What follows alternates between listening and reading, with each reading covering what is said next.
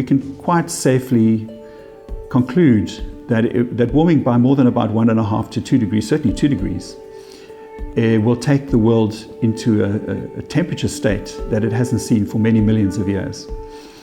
You put all these pieces of evidence together, observations of what's already happening, and you can quite easily extrapolate or predict that warming much more will result in many risks.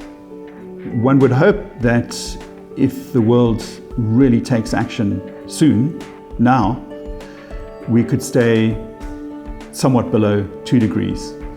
But the scenario suggests that we may well overshoot.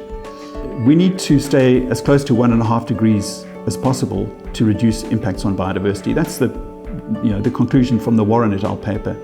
So here is the irony. In order to achieve the 1.5 degrees, we may well damage many, many habitats that support biodiversity in order to achieve a target that will save biodiversity.